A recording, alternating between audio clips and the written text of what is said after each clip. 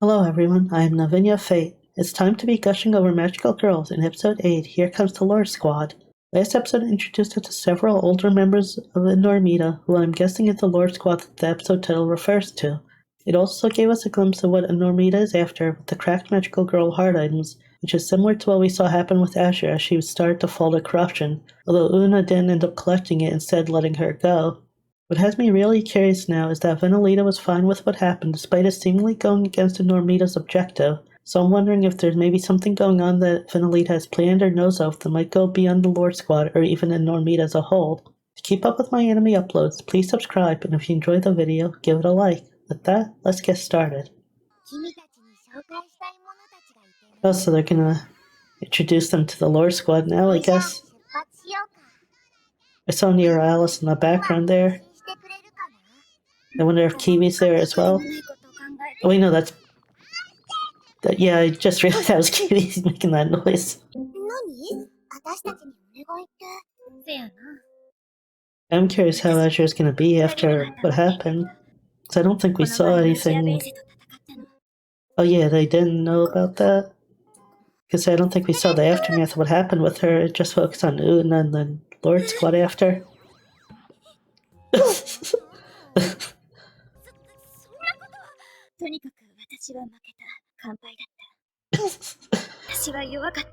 That's an interesting choice of words she used there. Wonder if her heart thing is still cracked or if it ended up regenerating.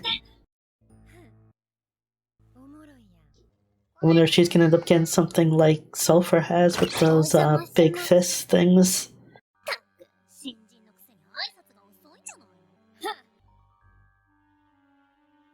But she's the one that seems to be the leader, at least of the Lore Squad.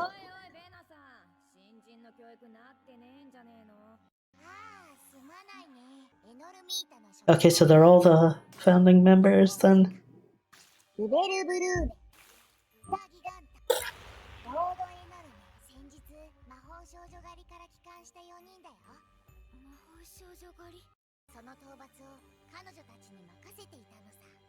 Oh, so they don't just take the things, it sounds like.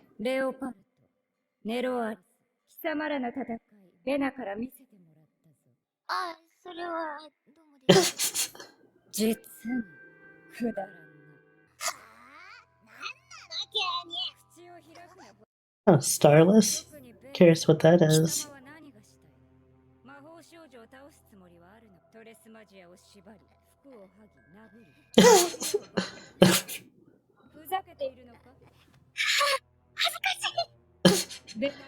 I mean, for her, she doesn't really, I think, know what's going on. No world domination. And I guess it makes sense that the villain organization would be going for world domination, but I figured it would have been maybe something a little different based on what Una was doing.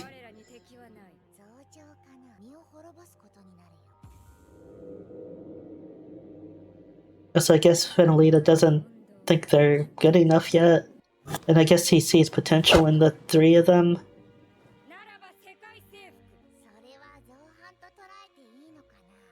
Huh. So they can form their own faction then?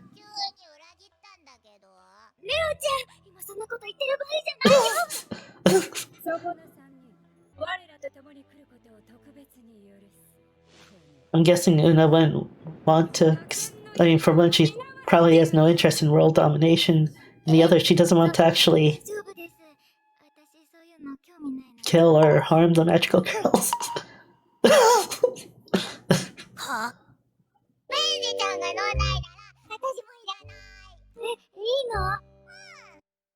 But yeah, Miki's smitten with her, so she's just gonna go with Una no matter what.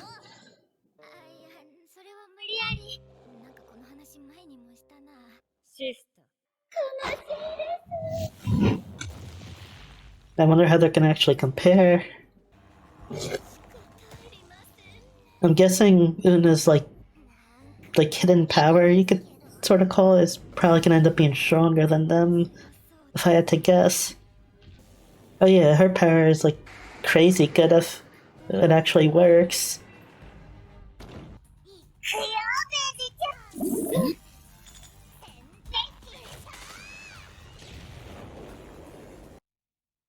Oh, I mean, it makes sense with her name that she could get bigger, but I figure she's just gonna like have a giant strength.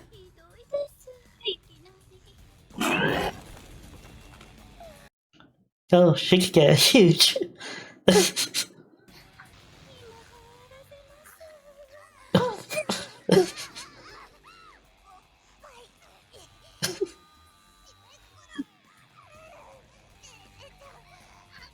I mean, if you are gonna get crushed, that's probably one of the better ways.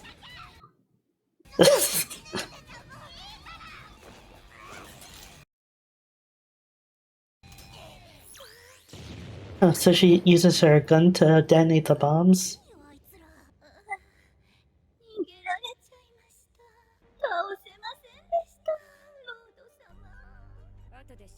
Huh. So I guess they ran away then, based on that? Huh. So now they're on their own side, I guess? I still think Guna's power is probably potentially at least better than what she showed there. But she can't seemingly get into that mode that easily.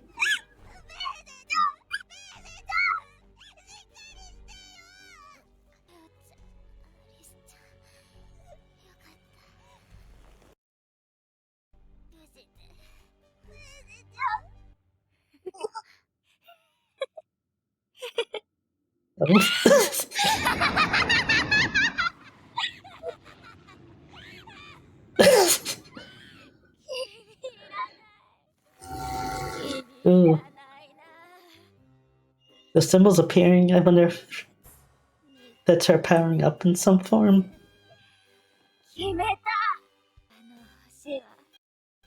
Well, this is kind of interesting. Now we have like the villains fighting other villains.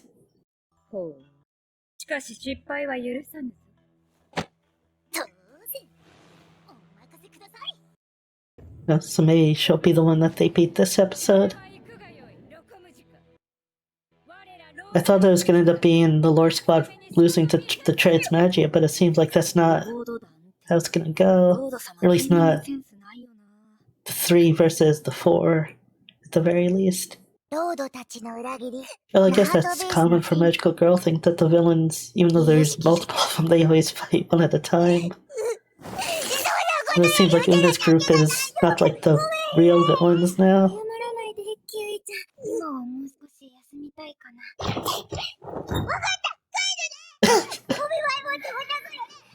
I actually didn't expect Kiwi to leave that easily.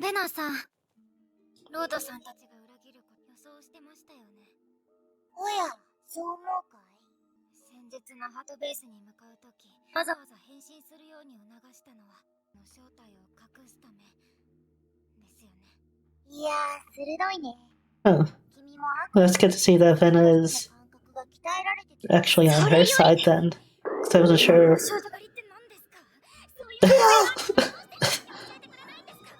I thought maybe Vena might have still been on Enormita's side, but or at least I don't know the way they've been saying. I'm not sure if the Lord's Quest is still technically part of Enormita, or is Vena's group Enormita now, or the Lord Squad?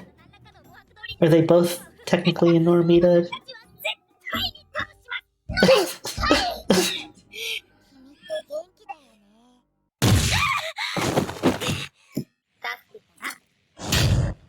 Ooh, she's using her fist, so I guess Azure is gonna probably come up with something equivalent to them.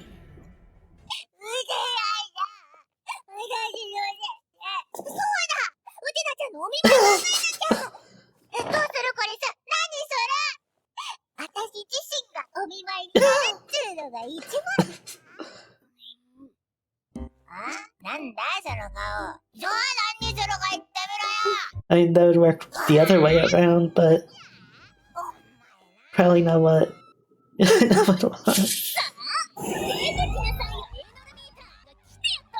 Oh, so they're just gonna be the two of them against her? Or are they gonna hide?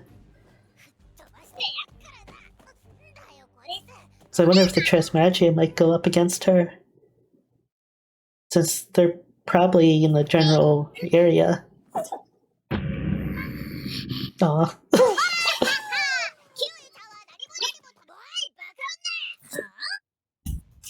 Okay, good. She transformed. I was worried she was gonna show herself beforehand so that they knew who she was. I guess the star listing must be referring to, like, those cracked hearts, maybe? Oh, they...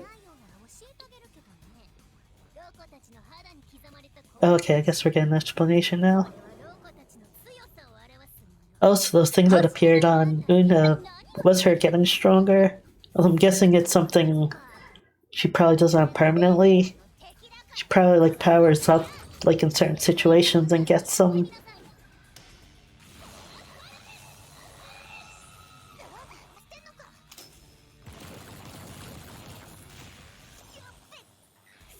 Huh. That's probably with all those because they couldn't block them.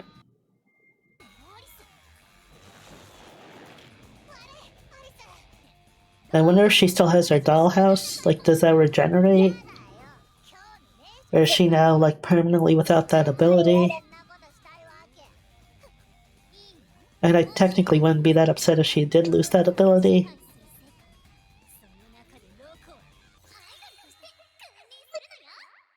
Huh. From the way she dressed, I wouldn't think Pop Butthole is what she was going for.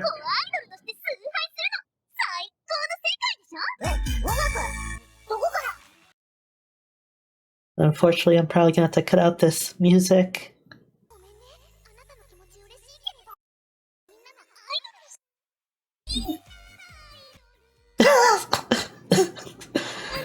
Oh, they have a great expression there.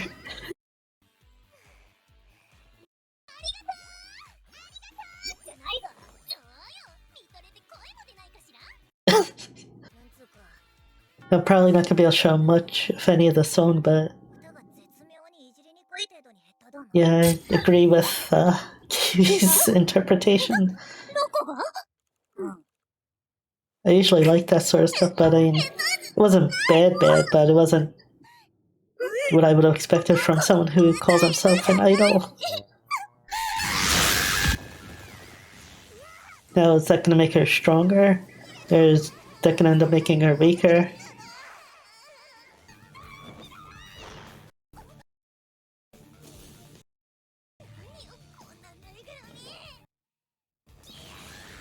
No, first I thought she was gonna get distracted by the cute stuff. No. That's actually a pretty good combo.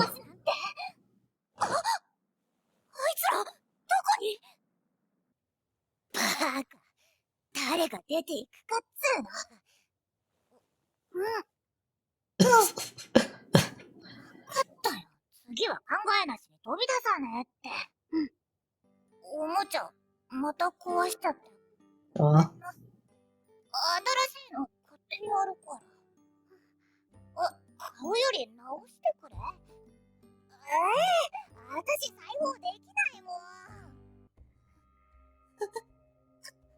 Since they showed them so willingly, I'm a bit surprised that she would count that as a loss.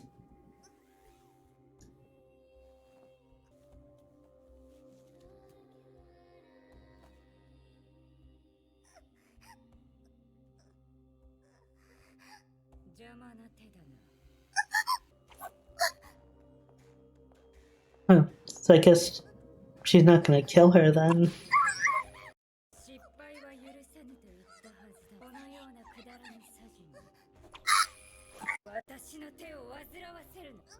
Okay, so yeah, she doesn't seem like she's gonna get killed, at least.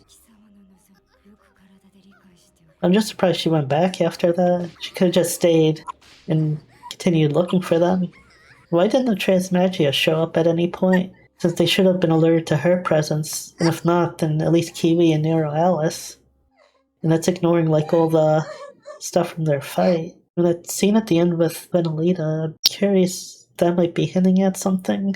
Well, that was a pretty good episode. It's definitely a dynamic I wasn't expecting. Because now we have, like, the villains, not necessarily, like, the villains. They're new villains that are, like, the more obviously evil ones. And the whole thing with Venalita is getting even more confusing. Well, maybe not confusing is the right word, but complicated at least. Since we saw him watching what was happening at the end of this episode, and he obviously must have had some reasoning behind going with Una and her group over staying with Enormita. It's odd that they would have such bad blood between them that quickly, that they didn't even really, like, try to work together or anything. Like, obviously Una and her group wouldn't side with them, and I guess Venalita would know that, but he didn't even try to get them to work together. Although I guess maybe at this point he knows them well enough that he wouldn't bother. But it does seem like Venalita has his own agenda going on then. But I will say this is, I think, a really good twist, because now we get sort of Una's group to almost be like the heroes of the series. I'm guessing it's not just going to be them. Like, I'm sure Trismagia is still going to play a prominent role and maybe even partner up with Una's group to defeat, I can't remember her name, but the leader of the Lord Squad. That's going to do it for this episode. Thank you all for watching, and I'll see you next time. Bye.